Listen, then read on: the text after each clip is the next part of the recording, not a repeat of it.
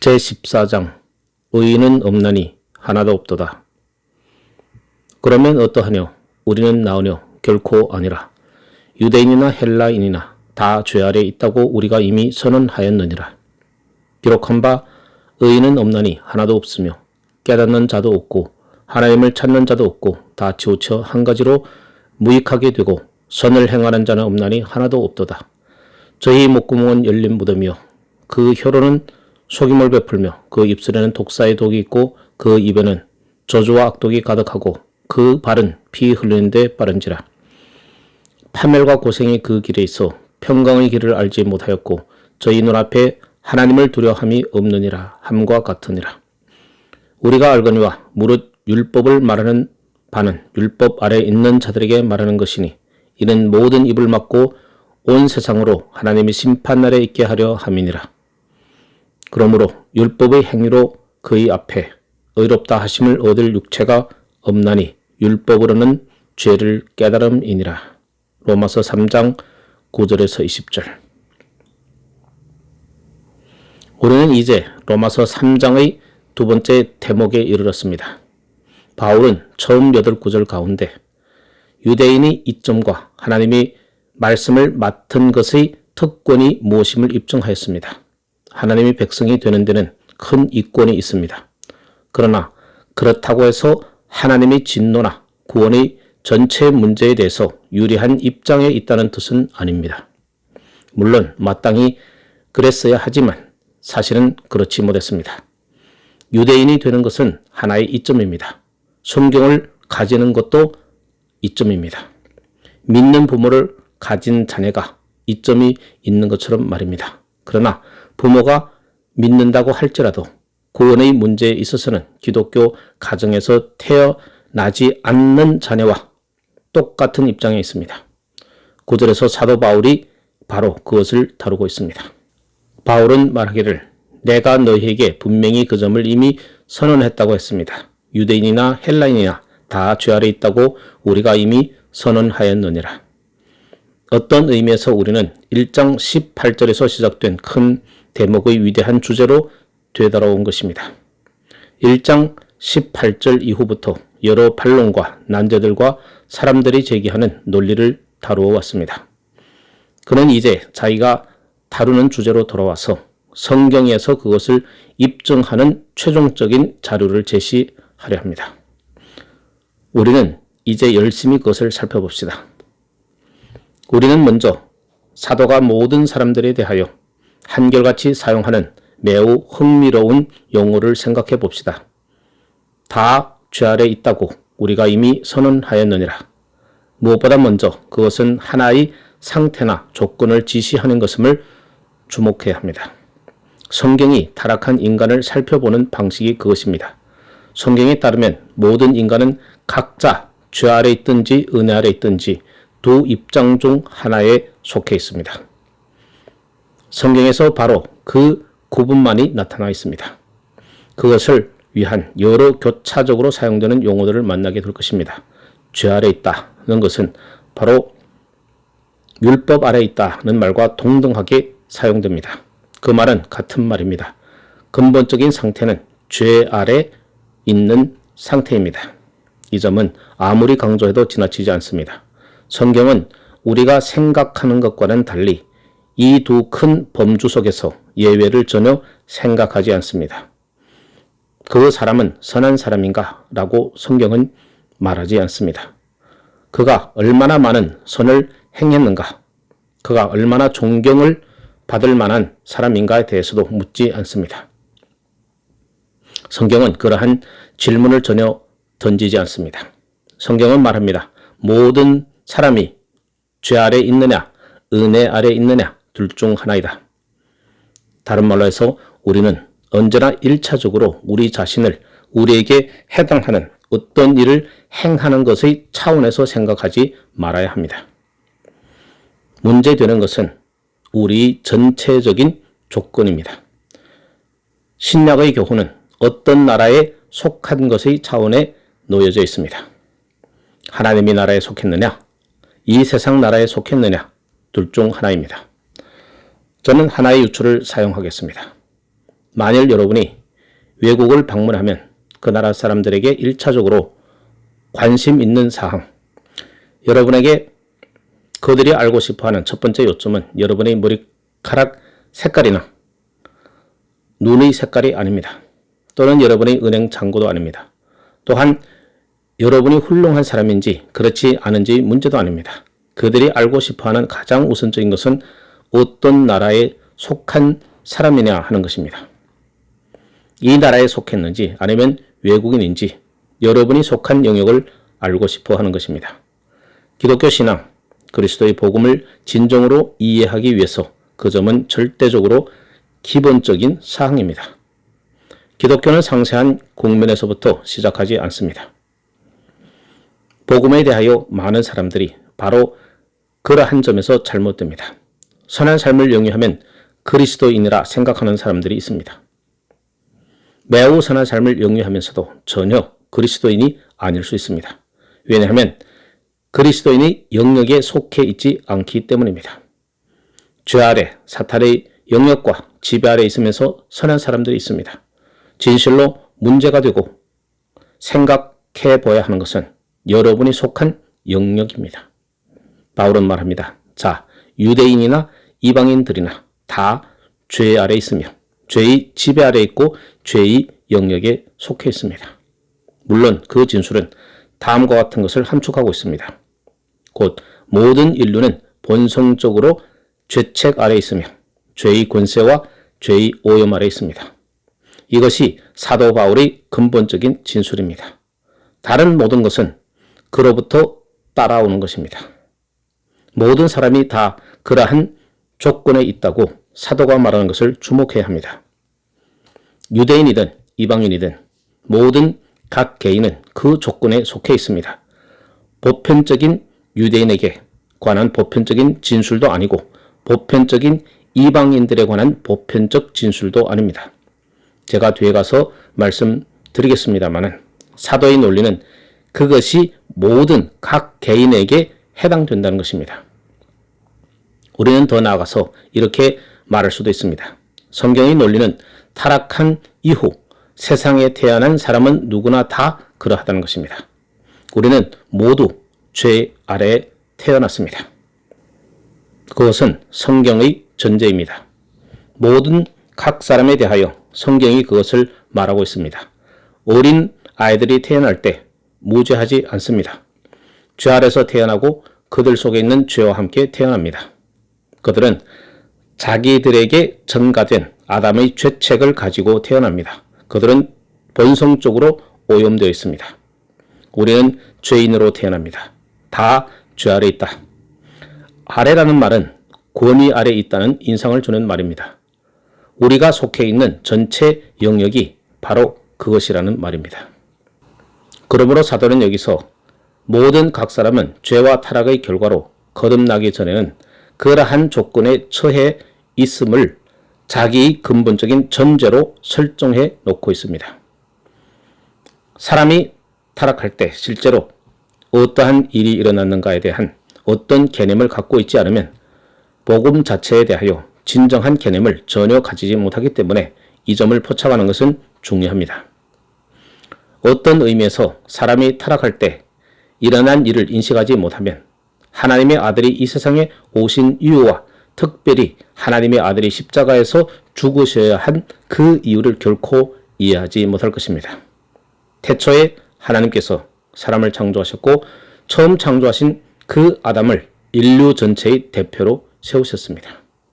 그러므로 그의 행동은 그의 모든 후손 전체에 영향을 끼쳤습니다. 우리 각 사람은 아담 안에서 태어났습니다. 로마서 5장에서 그것을 가르치고 있습니다.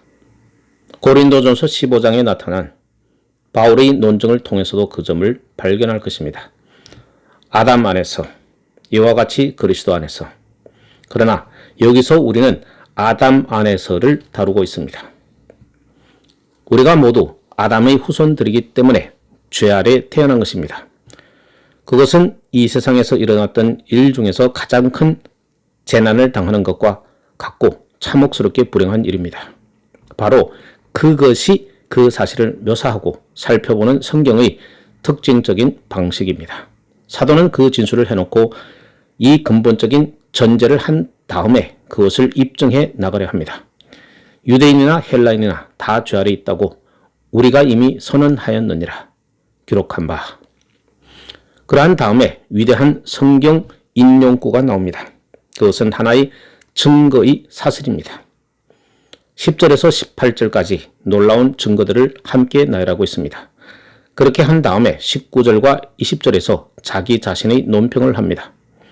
그러나 당분간 10절에서 18절까지 살펴볼 것입니다. 사도가 이 특별한 진술을 시편과 선지서들에서 선별하여 따온 것은 자기의 위대한 주장을 구체적으로 입증하기 위한 것입니다. 다시 말하면 어느 한 사람의 예외도 없이 모든 사람, 선한 사람이든 세상이 알고 있는 가장 훌륭하고 착한 사람이든 가장 비열한 사람이든 모두 다 죄 아래 있다는 주장을 구체적으로 입증하기 위한 것입니다. 의심할 여지 없이 사도가 여기서 말하는 것은 초대교회가 매우 자주 행했던 일이었으며 특히 초대교회의 교사들과 설교자들이 자주 행했던 일이었습니다. 그 점은 정말 의문의 여지 없이 아주 예리하게 입증되었습니다. 그들은 어떤 논증들이 특별하게 가치 있음을 알았습니다. 유대인들을 다룰 때는 구약 성경을 가지고 입증하고 구체적으로 설명할 수 있는 것보다도 그들의 논리에 더 큰 힘을 주는 것이 없음을 알아야 합니다.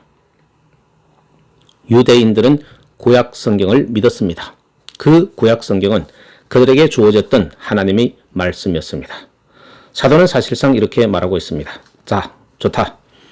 너희들이 믿는 성경이 이렇다. 그는 여기서 하나의 목록을 제시합니다. 그것에 관하여 사색하는 것은 흥미롭습니다. 초대교회 그리스도인들은 교사들이 제시했던 여러 개의 목록들을 가지고 있었습니다. 아마 사람들은 그것들을 마음에 두고 있었습니다. 그래서 기독교 신앙의 어떤 특별한 국면에 관해서 토론을 벌이게 될 때 그러한 목록들을 기억해내고 논증을 펼쳐나갔습니다. 그들은 이것을 증언이라 불렀습니다. 그것은 진리에 대한 일종의 추천장이었습니다.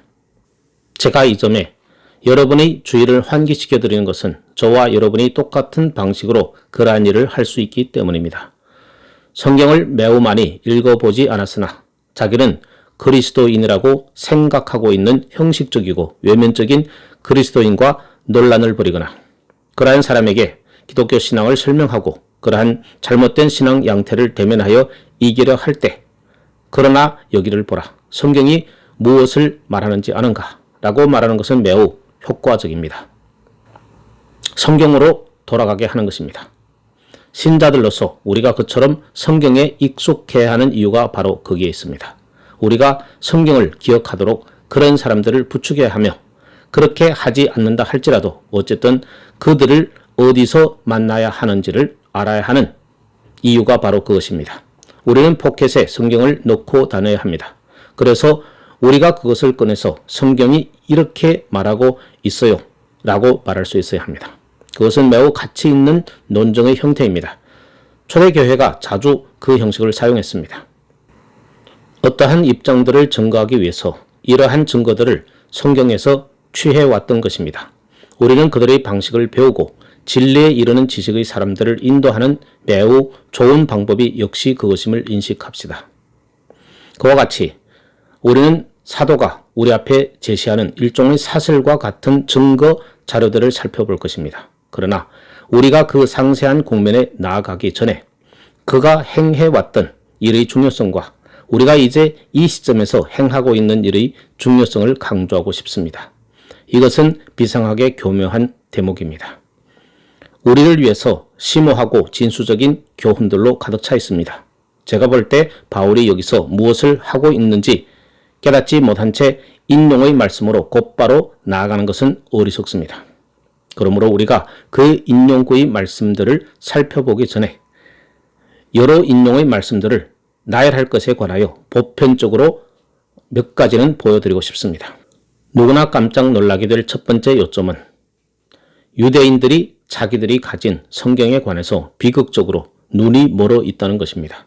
그들은 자기들이 하나님의 말씀을 가지고 있다는 사실을 떠버리고 있었고 다른 민족들은 전혀 하나님의 말씀을 갖고 있지 않았다고 하면서 자랑했습니다. 그들은 그 사실을 뽐냈습니다. 그럼에도 불구하고 유대인들이 전체 비극은 그들이 자기들이 성경을 알지 못한다는 것입니다. 그들은 성경을 읽었으나 자기들이 읽고 있는 것의 의미를 알 수 없었습니다. 바울은 고린도 후서 3장에서 매우 독특한 방식으로 그 점을 나타냅니다. 유대인들에게 있어서 문제는 아직도 그 얼굴에 수건이 씌워져 있다는 것입니다. 그 다음에 그는 이렇게 말합니다.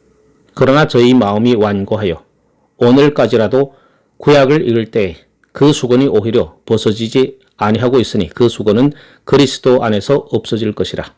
오늘까지 모세의 글을 읽을 때 수건이 오히려 그 마음을 덮었도다. 그들은 성경을 읽으면서 자랑했습니다. 성경에 관해서도 떠벌렸습니다. 그러나 그들은 성경의 요점을 놓치고 있었습니다. 그래서 사도는 그들에게 보여주려고 하고 있는 것입니다. 그들이 알기로 그처럼 익숙해 있다고 생각하면서도 성경의 의미와 뜻을 전혀 이해하지 못한 사람들에게 성경을 인용함으로써 그 요점을 알리려 하는 것입니다. 우리 주님께서도 요한복음 5장 39절에서 같은 것을 말하셨습니다. 성경을 상고하거니와 또는 여러분이 원하는 대로 하면 성경을 찾아보거니와 너희가 성경에서 영생을 얻는 줄 알고 성경을 상고하거니와 성경이 곧 내게 대하여 증거하는 것이로다. 그 얼마나 놀라운 비극입니까? 말하자면 자기들 앞에 주님에 관한 예언들로 가득 찬 구약 성경을 펼쳐놓고도 말은 읽으나 그 메시지는 놓치고 있으니 말입니다. 그와 같은 사람들이 아직도 많이 있습니다. 그렇지 않습니까?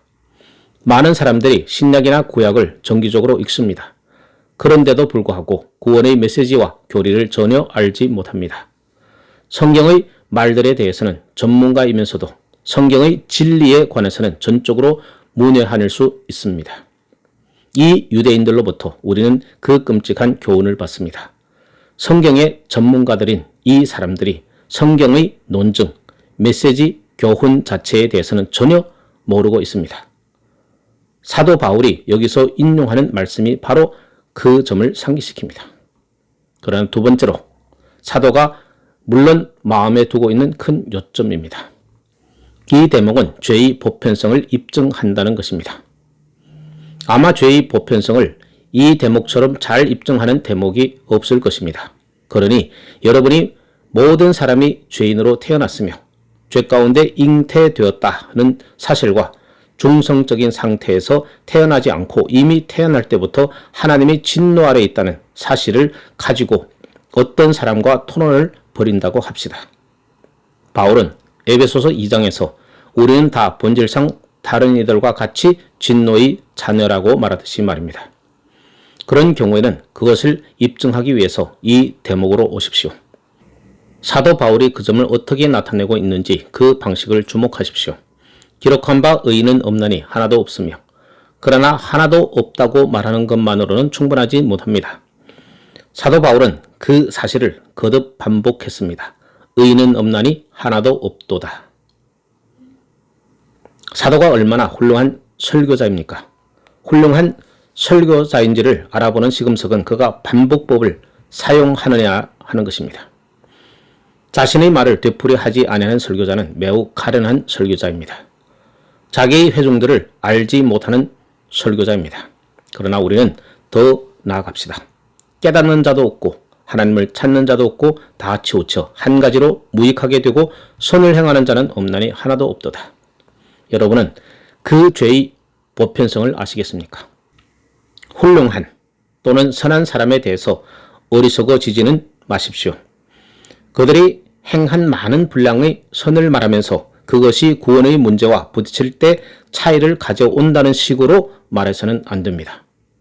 여기에 근본적인 진술이 있습니다. 하나도 없다.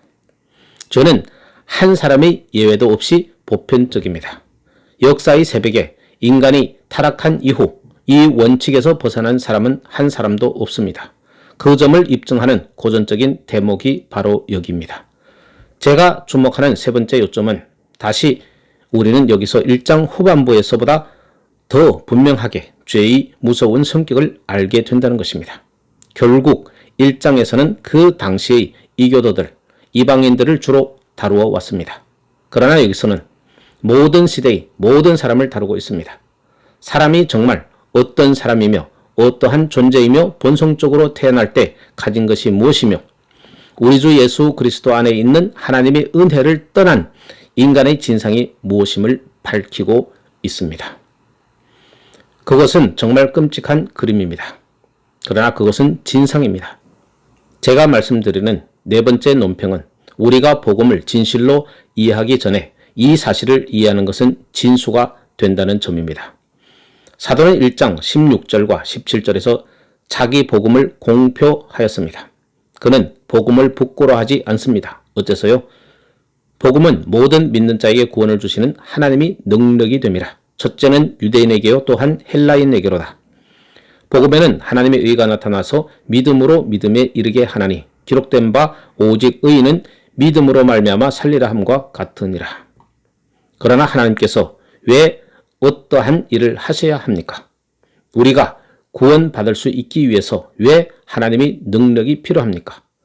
하나님께로부터 온 의가 무엇 때문에 그처럼 진수적입니까? 그러한 질문들이 떠오릅니다. 그 질문들에 대한 답변은 이 말씀을 통해서 나타나는 바입니다. 여러분도 알다시피 그것은 복음을 위한 준비입니다. 복음을 전하기 위한 길을 닦고 있습니다. 왜냐하면 복음 전도란 복음이 무엇을 했느냐에 대한 적극적인 진술만을 하는 것이 아니기 때문입니다. 우리는 그 복음의 필요성을 알려주어야 합니다. 다른 말로 해서 복음의 제한뿐만 아니라 죄의 더러움도 알려주어야 합니다. 이 특별한 대목에서처럼 죄의 무서운 본질과 성격을 그렇게 강하게 드러내는 대목이 성경에는 많지 않습니다. 여러분은 사도의 방식을 주목하십시오. 1장 16절과 17절에서 복음의 성격과 내용에 대한 보편적인 진술을 한 다음에 대번에 여기서 계속 왜냐하면 우리말 성경에는 빠져 있습니다. 왜냐하면 라는 말이 나옵니다. 왜냐하면 하나님의 진노가 불의로 진리를 막는 사람들의 모든 경건치 않음과 불의에 대하여 하늘로 쫓아 나타나나니. 그는 사실상 여기서 우리를 그 말씀으로 되돌아가게 하고 있는 것입니다.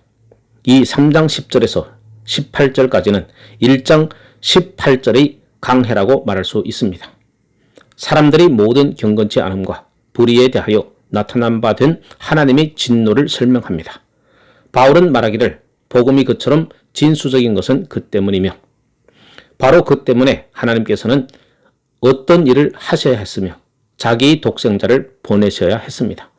인류의 상태가 그것을 필요로 했기 때문입니다. 사도가 복음을 전할 때 여러분도 알다시피 그러한 방식으로 전합니다. 사도는 사람들에게 말할 때 당신은 더 행복해지고 싶지 않은가? 아니면 친구를 원하지 않는가? 안내자를 구하고 있지 않는가? 라고 말하는 일부터 시작하지 않습니다. 그는 그와 같은 일을 말하지 않습니다. 그것부터 시작하지 않습니다. 할 수 있으면 그런 식으로 말을 시작하지 않습니다. 만일 인간이 그릇된 세계에 빠져 있고 인간이 죄 아래 있다면 그와 같은 질문을 던지는 것이 무슨 소용이 있겠습니까? 내가 행복하느냐 비참하느냐 하는 것이나 또는 다른 것이 우선적인 것이 아닙니다. 문제는 심판날에 하나님과 나와의 관계가 어떤 것인가? 내가 어떤 영역에 속해 있는가입니다. 만일 내가 죄 아래 있다면 내가 알고 싶은 첫 번째 요점은 그 죄 아래서 빠져나와 은혜 아래 있는 방식입니다. 그처럼 죄를 깨닫고 회개하라고 촉구하는 일부터 하지 않는 복음 전도는 비성경적이라고 말하는데 저는 서슴지 않겠습니다. 죄의 길에서 돌이키지도 않고 그리스도에게 나올 수 있다든지 회개는 나중에 하고 죄에 대해서는 차차 배울 수 있다고 말하는 것은 그릇된 것입니다. 사도는 그렇게 하지 않았습니다. 제가 볼 때 어느 누구도 그렇게 해서는 안 됩니다. 왜냐하면 구세주라는 말의 의미 때문입니다. 내가 그리스도께 나아갑니다. 내 구주 되신 그리스도께 날새게 뛰어갑니다. 내가 그 말을 통해서 무엇을 뜻하고 있습니까? 그가 어디로부터 나를 구원합니까? 그 구원의 내용은 무엇입니까? 거기에는 어떤 의미가 있기 마련입니다. 여러분이 그런 류의 질문을 던지는 순간 여러분은 대번에 그것을 압니다. 설교의 임무란 사람들에게 자기들이 죄에 빠져 있음을 보여주는 것이며 그 죄에서 벗어나서 은혜 아래 있게 하는 방식을 보여주는 것입니다. 그러므로 이 대목은 그러한 방면에서 최고의 중요성을 가지고 있습니다. 제가 말씀드린 마지막 논평은 죄의 가공할 특성과 본성적으로 사람이 처해 있는 섬뜩한 지위를 보여줌으로써 대조적으로 하나님의 은혜의 영광을 보여주게 된다는 것입니다. 우리 모두 여기에 묘사된 대로 본질상 죄인들이라는 사실에도 불구하고 하나님께서는 자기 아들을 보내사 여자에게 나게 하시고 율법 아래 나게 하사 율법 아래 있는 자들을 구속하려 하셨습니다. 갈라디아서 4장 4절에서 5절. 여러분이 죄의 흑암과 어둠을 살펴보면 대조적으로 하나님이 이 기이한 은혜의 빛나는 영광을 더 뚜렷하게 보게 됩니다.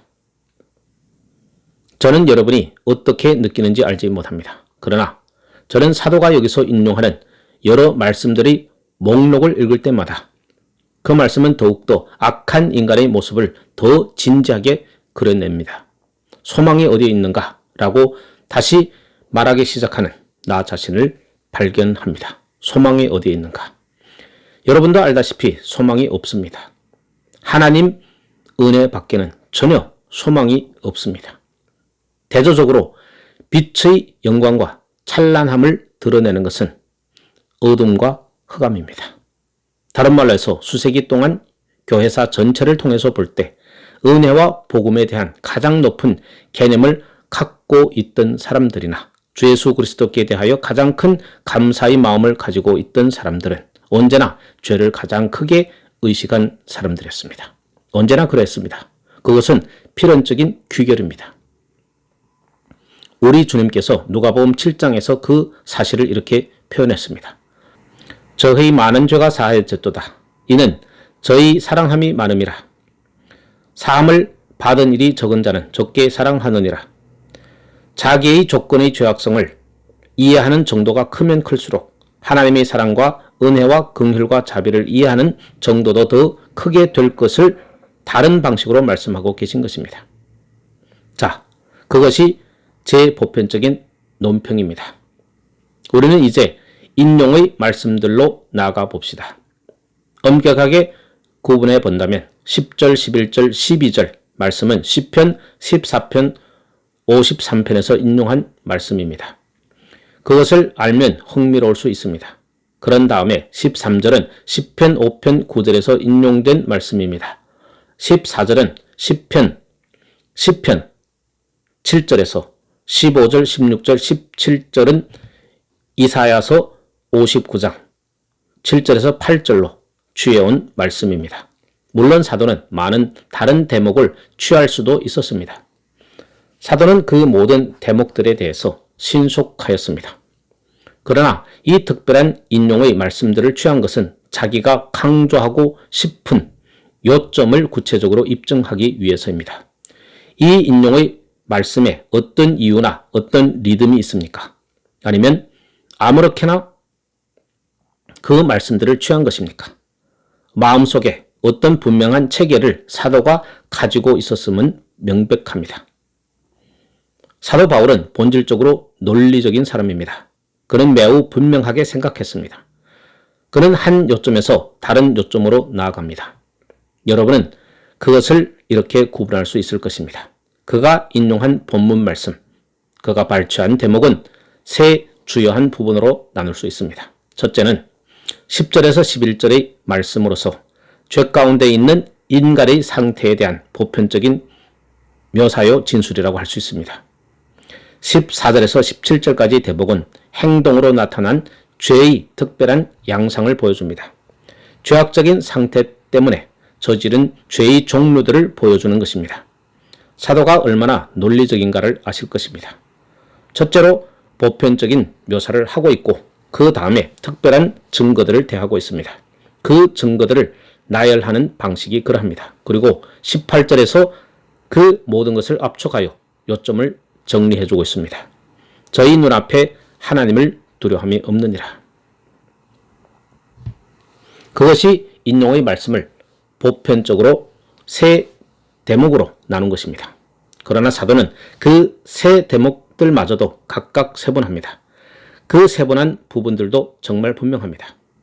우리는 먼저 죄 가운데 있는 인간에 대하여 보편적으로 묘사하고 정리한 부분을 생각해 봅시다.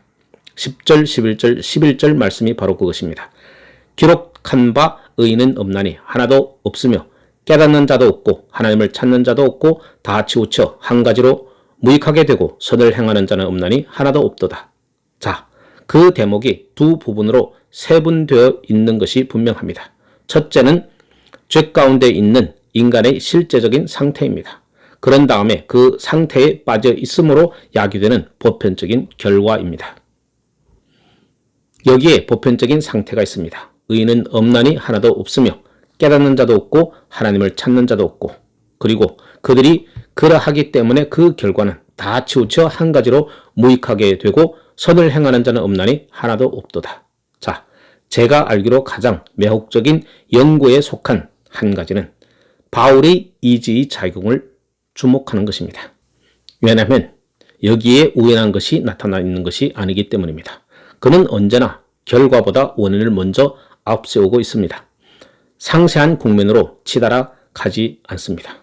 언제나 원리들에 관해서 관심이 있습니다. 그리고 만일 여러분이 그리스도의 복음의 교리나 그리스도의 복음의 신앙의 메시지에 대하여 참된 이해를 하려면 여러분은 진실로 사도가 행한 대로 해야 합니다. 인간의 상태가 가져온 여러 가지 표준들을 생각하기 전에 인간의 상태부터 생각해야 합니다. 그러니 우리는 죄의 결과로 야기된 인간의 상태를 살펴보고 인간 조건에 대한 보편적인 묘사를 살펴봅시다.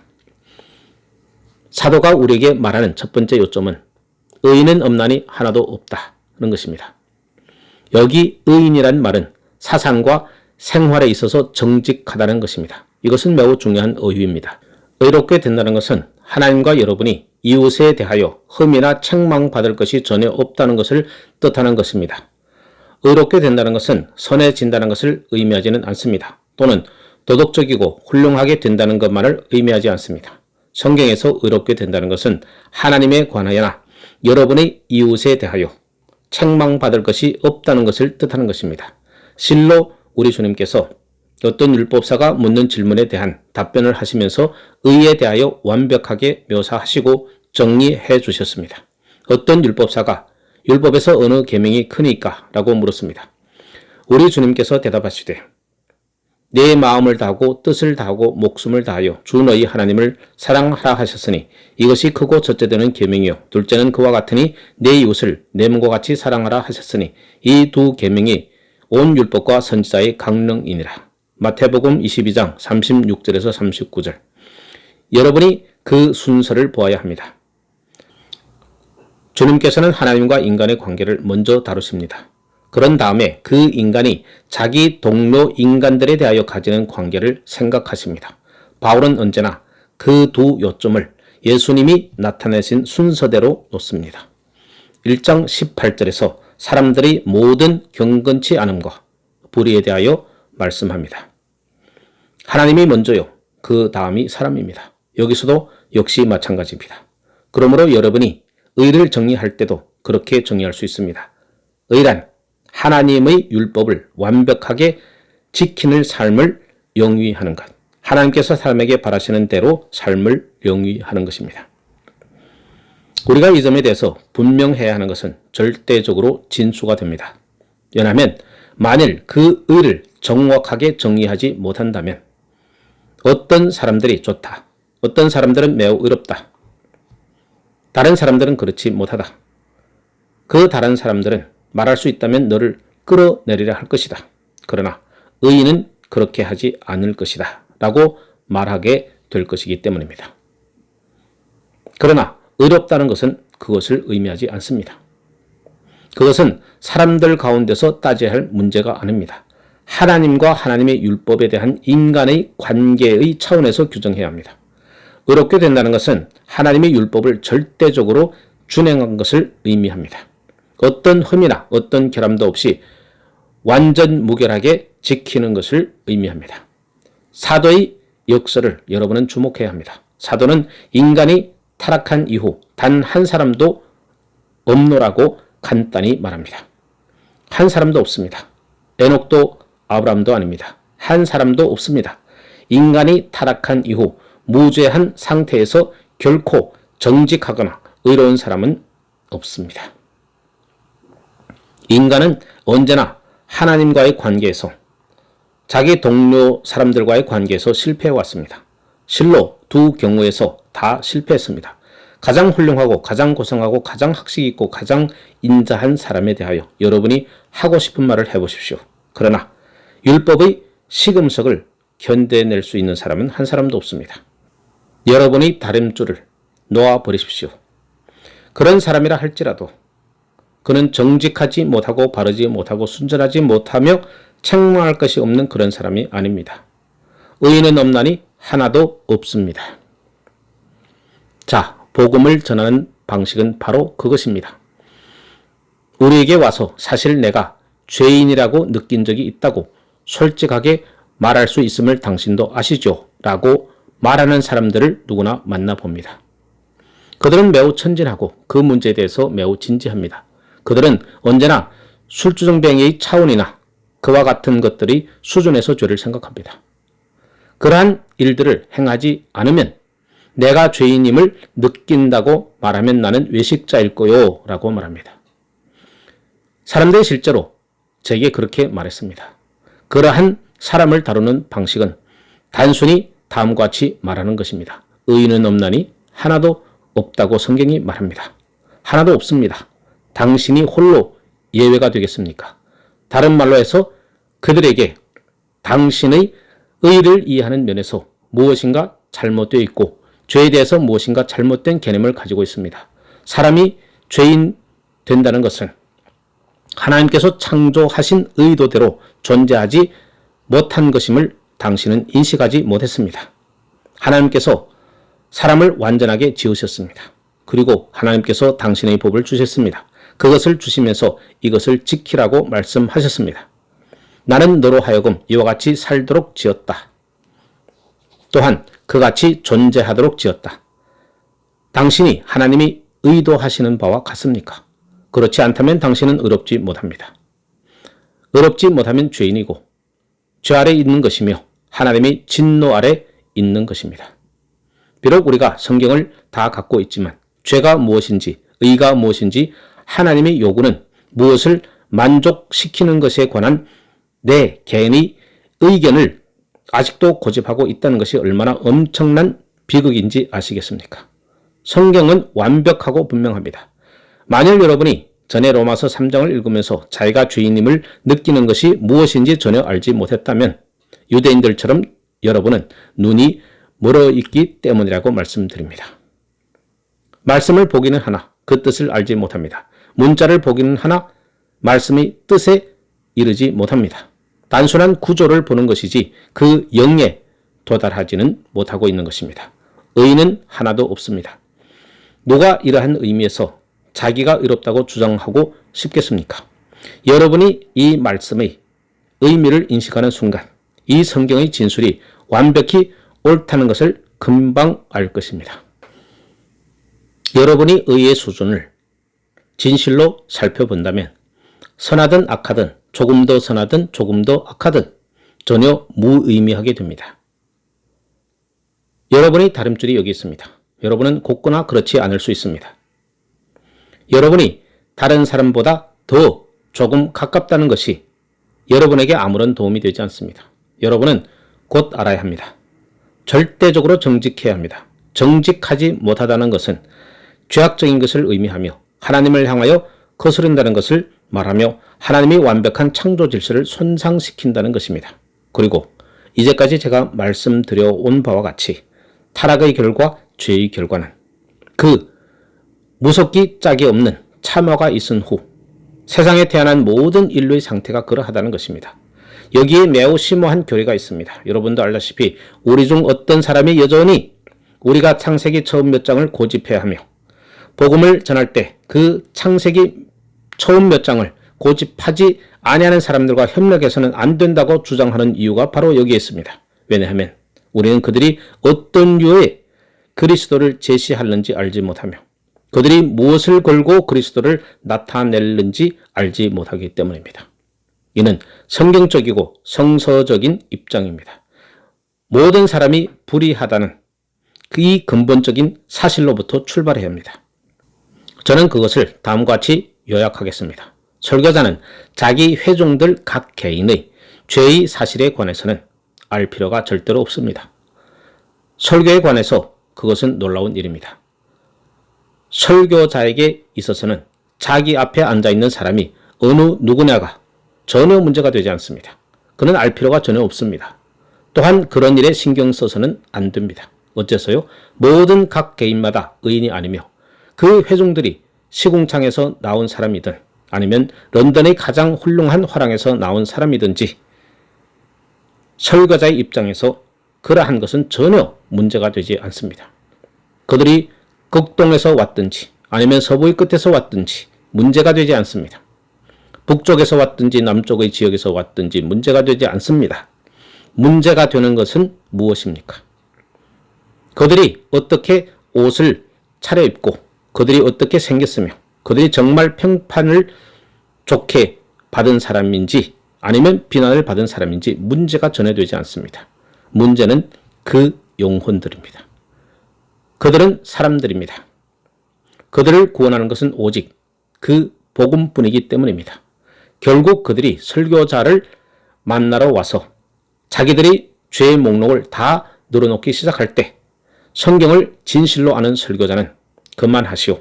당신이 어떤 사람이었는지 어떤 일을 했는지에 대해서는 나는 관여하지 않소. 당신은 다른 모든 자와 같이 죄인이요. 같은 구주를 필요합니다. 그러니 그들이 전에 어떤 사람이었느냐에 대하여 우리에게 간증을 하는 사람들에 대하여 우리는 관심이 없습니다. 그것은 문제가 되지 않습니다. 구원을 받은 사람이 다른 사람보다 기이할 것은 전혀 없습니다. 또한 지독한 술주정병이었다가 구원을 받은 사람도 술 한 병을 입에 대지 아니한 사람보다 더 기이할 것이 전혀 없습니다. 전혀 차이가 없습니다. 그러나 여러분도 알다시피 사람들은 그러한 일에 관심을 씁니다. 오, 그 간증은 얼마나 놀라운 일인가 라고 말합니다. 당신도 들어보았소. 내 사랑하는 친구들이요. 여러분이 제게 그렇게 다그친다면 술주정병이야 아니었던 사람을 구원하는 것이 훨씬 더 어려움을 쉽게 증명할 수 있습니다. 왜냐하면 자기가 의인이 아니라는 사실을 그는 인정하지 않기 때문입니다. 술주정뱅이는 그것을 압니다. 그 불쌍한 사람은 그것을 무섭도록 알고 있습니다. 비성경적이 됨으로 말미암아 복음을 얼마나 부패시키고 지폐의 육신적이고 육적인 흥분에 말려들며 그러한 것을 방조함으로써 복음을 얼마나 부패시키는지 아실 것입니다. 우리는 성경의 분명한 가르침을 부인하고 있습니다. 이러한 성경의 말씀을 아주 주의 깊게 살펴보면서 매우 고요히 천천히 이 심오한 진술들을 관찰하는 것이 얼마나 중요한지요. 모든 인류로 하여금 죄 아래 있게 하고 율법과 하나님의 진노 아래 있게 하는 것은 바로 그 의가 없는 점입니다. 아멘.